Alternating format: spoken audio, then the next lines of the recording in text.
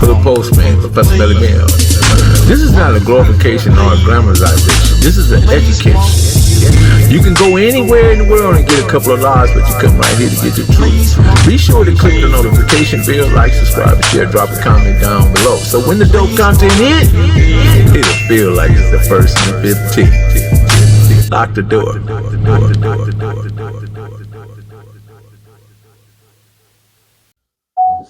Cartoon, Professor Melly Mail, the Hood Postman. Talk to me about 4800. What was that like? Oh, Crip Central, homie. Crip Central, man. At the time when you come into the county jail, you had some homies, because now what the homies at 4800 used to do when they called to the streets, you know what I'm saying? They would let homies know, hey, cuz, y'all get locked up in the county jail, man. Come to 4800, because 4800 was an environment to where it was a numbers game. You know what I'm saying? So if you was in there and your set was short, you was lying to get the short end of the stick. So, you wanted your homies in there. So here it is. That's when OSS was going around to Fuga, Devil from Hoover, a gang of homies. They were going to the 9,000 floor. Exactly, because that's where they got me at. And they be looking, they see a homie they know, come on home. They get your wristband. You know what I'm saying? You coming on over there. But up in there, once you got up in there, though, when Pete was seen, he was like, okay, this where it's at. That was man, look here, man, that was ground zero for the cripping up at that county jail, man. If you was up at 4800 and you wasn't no busting, no mark, and you was handling your business, it was it. It was it, huh? Yeah. Do you think the sheriffs took advantage of that because of the camaraderie and the love that the Crips had for one another? They used it as an intelligence gathering campaign because we were so eager to be around one another, but at the same time, the upside for them was intelligence gathering. Right. Yeah. We didn't realize it at that time, but they most definitely did that, because right across the hallway from 4800 was OSS office. And like a lot of times we'd get out the cell or something, get out the block, we trying to get up down the hallway, but we'd go right over there. And, you know what I'm saying? Officer Bird and all of them over there, because they got stacks of, I'm talking about, stacks of pictures, you know what I'm saying? Like say when you get popped on the streets by the one time, you got a gang of pictures of your homie in the car, them going to OSS gang files. So, we would go over there and try to go through their file. Of course, I'm going over there to steal a box of cookies because I'm hungry. I want some cookies. But now, homies over there, trying to steal pictures, and they'll be sitting up, get comfortable, you know what I'm saying, running their mouth with them, you know what I'm saying, about stuff going on the street. So, they got a lot of info up out of 4800. Some of the things that happened in 4800 wasn't necessarily good or right for certain individuals, but how deadly was it for anybody to try to come to 4800 and say, hey, I'm from such and such, I'm here? Explain that. What would take place? Man, bad deal, homie. Bad deal. Yo bad. You come up in there and you not from your set that you claiming. Oh man, you were lucky to even make it up out of there. Or like you was asking about the snitching thing earlier. Come up in 4800, homie, and you got a rat jacket on you, and we can prove it. His homies in there got stoned to death. Ask the Vinny show line. That's far I'm gonna go with that one. But you know what I'm saying, get killed up in there, homie. You finna get it. And a lot of people want to know, you know what I'm saying, it's a gang of fools come up in there, got raped, got beat up, got killed, got stoned, got the whole hookup. You can't be no mark. You just couldn't be no mark. You know what I'm saying? You downstairs in the cell, you might be in the cell with 4 or 5 of your enemies, and you're the only one. But you got a gang of homies up on Charlie Road, Denver Road, Baker Road, whatever. And you get to bumping down there, then you pump the game because 2 of them pack you out or something. You pump the game, you can't do that, huh? You know what I'm saying? Because they gonna get on the game, holler up top, hey man, your homie down here doing woo woo out land. Like what? Cuz man, we don't even want him. He ain't from the set no more. It's a done deal, huh? Yeah, he out of there. I know I was in the cell one time. It was Gangster Brown and it was Dwight Niblett and a couple of others. I can't remember all the names, but anyway, yeah, they Big Dwight, H.R. Hoover. Yeah. But then at that time, Marcellus and Gangster was running the line on there, So, but anyway, it was all good. Even though I was only Compton in there, no problem. They would respect whoever was and who they was at the same time. But knowing that sometimes, like you mentioned, when you got a lot of homies in there, what are the consequences if you do something to this guy? What's going to happen? They coming. They come when you gates right. They coming. Man, I seen a ride one time. Well, it wasn't a ride. It was a little miniature one. Okay, at one time, it was so many of us, they had to break. They had to open up 4700. So now when they opened up 4700, they had to take certain sets off 48 and put them in 47 to fill it up. We only had one side. The Mexicans had the other side. And but anyway, all the 9.0s were in 4700 already. You could definitely not put them in 4800. So they about 17 deep over there. So when all the sets came over, boom. So now the Watts car came. They was about 50 deep. You know how they roll. And they got into it one day. Man, Donut got into it with Poupe from Great. And man, look here. 17 versus 50, bad deal. Yeah, that's a bad deal. Now Ghost from I know he was doing all he could, but 17 on 50, bad deal. Yeah, bad deal. Definitely.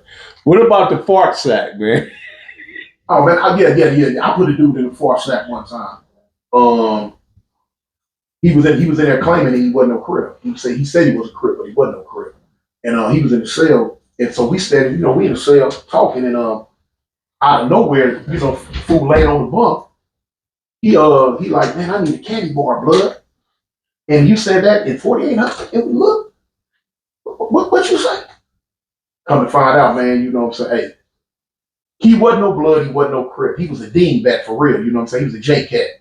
But at the time, in the county jail, we bored, we looking for something to get into. In the far sack, he go beat with the books, beat with the shower shoes, you know what I'm saying? Hung from the bars, pulling them way back here, wham, slam him into the bar. You know how we used to do it in the Crip module?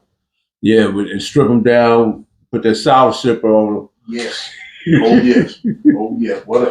I used to hear him hollering at night about that shower shoe. Yeah, a lot of people, talk about that. But I always like to think that, because right now I'm in the process of writing up a class action lawsuit against the county of Los Angeles for 4800, and I'll give you the details later. Mm-hmm. But legally, it was illegal. Yeah, it was very illegal what they did, because the sheriffs was definitely involved with deputy betting, deputy, influence on who was fighting gladiator fights. And But now you was in there, you know what I'm saying? Yeah. They got their hand full, because after a while, what I'm saying, in 4800, we got tired of that mess. We just go eat. Right. And they try to pull a homie out, single him out, saying, the whole 4800, the whole line used to stop. They keep it moving, go in the kitchen, man. We ain't going nowhere, homie. Till you put Cuz back in the line. Put him back in here with us. That's when they broke 48 and 47 down. They couldn't deal with us too much. When they opened up 21, 23, and 2600, they wanted to get us a single man sale so they could deal with us one-on-one. Yeah. That last time I was in there, I was in 2100 Charlie Row. Right. I left 47 and opened up 21. I opened up 4700 and I opened up 2123. Okay. What was it about 4800 that was different to 47 and 21? I think 48 was more rowdy, more dangerous, more treacherous, cutthroat. That used to be a big argument back in the day. You know what I'm saying? Because a lot of people used to say, man, they took all the weaker sets and put them in 47. You calling the whole Watts car weak? You know what I'm saying? You calling the Harlems weak, the Allies weak? I mean, how you gonna say that? But it was a competition thing. Oh, we 4800, we 4700. But now the reason why they gonna look at 4800 a little bit more than that, because it was first. You know what I'm saying? All the drama went down first in 4800. All the sets in LA, you know what I'm saying? LA County and LA was all shoved into 4800. So they looking at that like, that was the melting pot for destruction. And it was. But once they opened up 47, it wasn't no harder. It went down to 47, went down to 48. I think it was a lot of people that came in there with like a demonistic spirit, or they had demon attitudes, and that traumatized the whole 48. And what I mean by that, they was engaging in they had some ideas already in their mind about what they were going to do to certain individuals when it came to, man on man or whatever. Mm-hmm. But I think that right there part is what took everything out of place and made everything get like really worse. What's your perspective on that? You're correct, but what I'm saying is that mentality was prevalent in 4700 too. Okay. It was both of them. Yeah, no, I'm not excluding either one module. Yeah, a lot of times, they don't like how it's going. They'll take whole sets from 47 and put them in 48 and bring over all these cats and put them over here. You know what I'm saying? I've seen that happen several times. But And that's the politic game amongst the police. Right. Yeah, that too. And you got to look at it. You remember that in that county jail, especially in the module, man. You in there bored, ain't got nothing to do. After a while, you gonna go to tripping. You can't wait till somebody come in there that's bad or go wrong or do something wrong, so you can just do something to break up the monotony. You know, and just in there, a bunch of wild fools acting a fool. That's all it was. When you first encountered Blue Note, CCO, and Vanguard, and all this other stuff that Quadres, and I don't mean to belittle it or anything. Mm-hmm. I think it was necessary because of the education aspect and the discipline and keep people in line. Because, like you said yourself, we were some wild dudes that was entered into a system that we really didn't have a clue about, but at the same time, we were going to be more stronger collectively than divided. What was your thoughts on it when you first encountered it? When I first heard it, when I was in 4800, and I ran into the homie Turtle from Avalon Guards, and that's who originally indoctrinated me. But as I sat there and I listened, I was like, "Well, cuz." He actually wrote a book, right? Yeah. Okay, go ahead. And I asked him, I said, "Well, cuz, what's up with this?" You feel what I'm saying?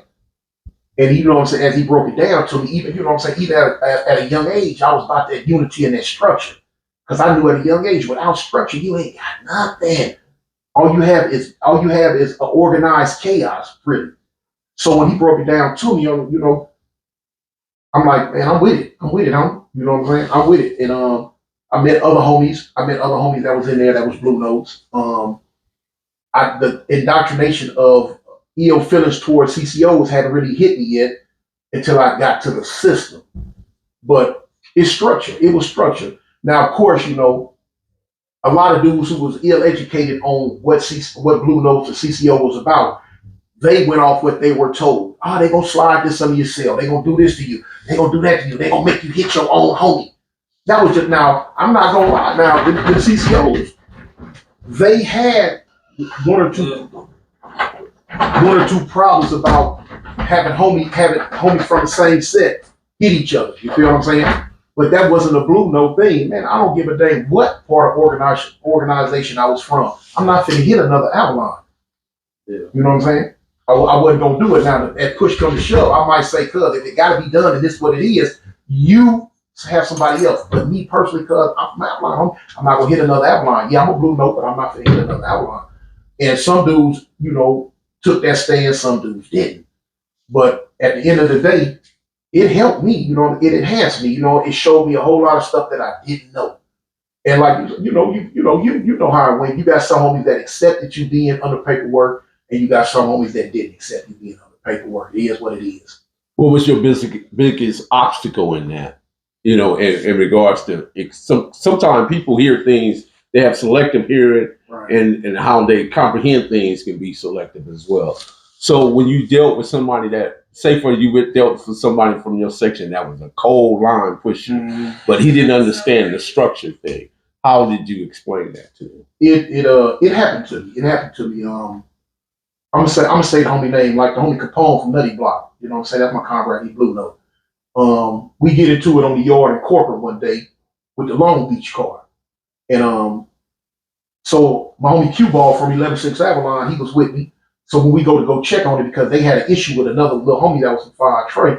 And so I just hit the yard like 2 days prior to that. So when I heard about it, I'm like, what, cuz? Boom.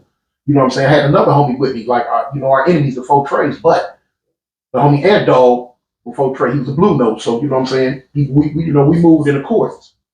And when we got there, certain stuff happened, this, that. But because of that confrontation, people found out I was a Blue Note. So now homie Q Ball did. So when he heard it, he was like, you know what, cuz, you on the paperwork? I'm like, yeah, I'm on the paperwork. Oh no, I can't expect that, homie, cuz, what was this Avalon? I'm like, cuz, I'm from Avalon too. Oh, you from that? That's cuz, I take it how you want to, say it how you want to say it. And that happened in 1989.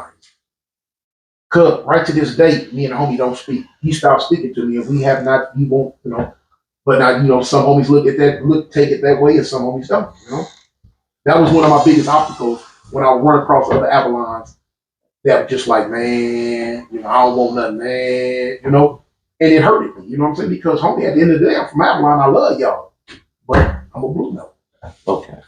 Okay. So, but at that time, how much time did you have to serve? At that I think I did 11. No. I had 11 on there. I did 8. I did 8 years at that time. I've been in prison like 4 or 5 times. What was the first time you were in prison? What year? 86. 86. So that was like maybe the downside of CCO and the upside of Blue Note, right? Yeah, most definitely. Definitely. Okay. Because when the little thing started, like you say, so much stuff that went on with the CCOs that, you had people advocating, jumping out, getting away from it, and just didn't want nothing to do with it no more. And at that time, Blue Notes were pretty much at their height, at their strongest, and, when I went, well, I don't want to go too deep into the little issues, but at the end of the day, Blue Notes prevailed. I was always interested in the essays and the quiet time and the ability to write book reports and the structure of that. I thought that was really, really good, especially for a lot of individuals that was coming from the streets that probably was information poor, didn't get, they got an indoctrination, because all education coming through the public school is indoctrination. So now you get some history based on your own culture, your own people. I think that really went over well because a lot of people became really addicted to that. They want to read it. Once they read one book, they want to read another and another and another and another. Yeah, homie, you had a gang of homies that was coming to prison that couldn't read or write. Couldn't do none of that. You know what I'm saying? They were stoned down soldiers for their set, but they didn't know their history, their past. They couldn't read, they couldn't write, they couldn't do none of that. Now, I ain't gonna lie, some of the stuff that the BGF, trickled down to the CCOs and all that was some good stuff. You know what I'm saying? But, at the end of the day, I still call them puppet masters. But that's where the structure came in at. I just recently did a historic, went back in history where it went from Wolfpack to BGF to eventually CCO and Blue Note and all so on and so forth. But what I understood that the same problems that existed right in the day existed then. When I saw when D.W. Nolan got knocked down, when I saw Sheik Thomas that got took out in the yard because he didn't want to be part of something that was necessary. You know what I mean? And he was a hog. He actually Buford Beard and what they call Motor, and then Death Row Jeff, Slim, Death Row Jeff. They actually attacked him, but they had to break both of his legs before they could get him. He was just that strong. He was one of them dudes that pushed the lawnmower and force him with no motor. Right.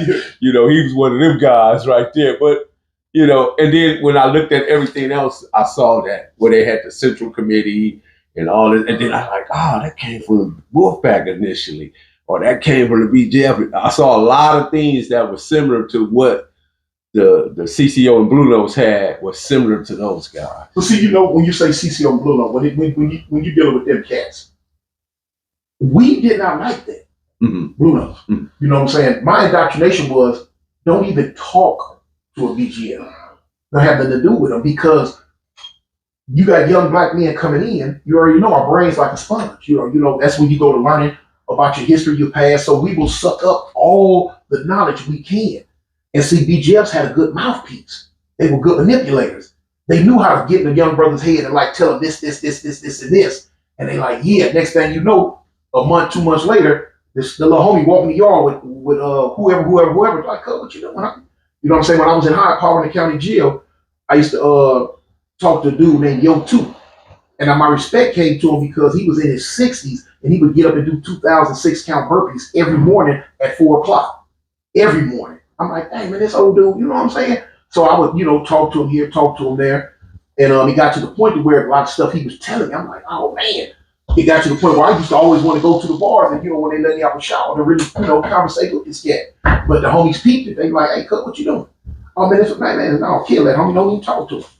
So I just stopped talking to him, and about the third time I was going to the shower, wouldn't even say nothing to him and look at him. I was passing by about the fourth time. He said, I understand, young brother. I understand. I know what's going on. I understand. I just, shrug my shoulders, let him know, yeah, man, I got to, back up off you. Perfect grind all the time, baby. Yeah. Cali Finest, baby. Perfect grind all the time. Music money. Got a dollar sign. Hub City. I'm a street nigga, streets fuck with me.